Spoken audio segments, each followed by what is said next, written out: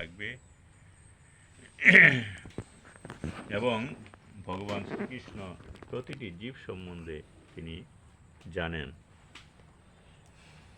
কারণ তিনি পরমাত্মা রূপে প্রতিটি জীবের অন্তরে তিনি বিরাজ করেন।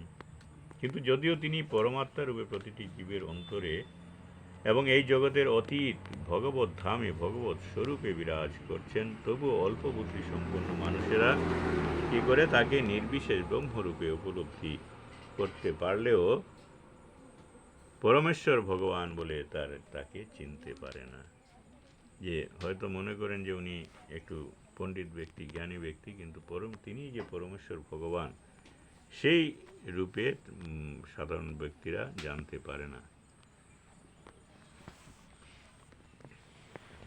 তো বলা হচ্ছে যে ভগবানের দিব্য শ্রীবিগ্রহ অবিনশ্বর ও নিত্য সত্য। অবিনশ্বর অর্থাৎ নাশ হয় না, নিত্য মানে সর্বদা বর্তমান থাকেন।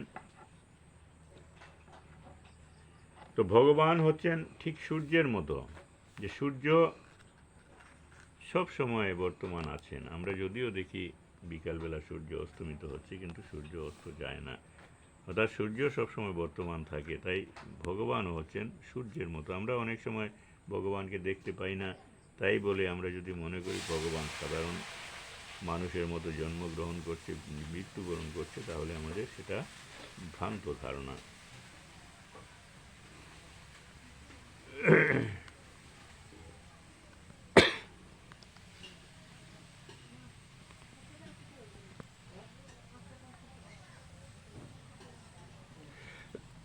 যেভাবে আমরা দেখি যে সূর্যকে কি করে মেঘ ইত্যাদি ঢেকে ফেলে, কিন্তু প্রকৃতপক্ষে সূর্য কিন্তু ঢাকা নেই।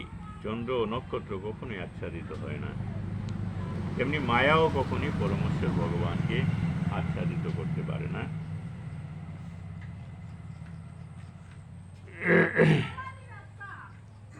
ইচ্ছা দেশ সমুত্থেন দ্বন্দ্ব মোহেন ভারত সর্বভূতানি সম্মোহম স্বর্গে যান্তি পরন্তপঃ।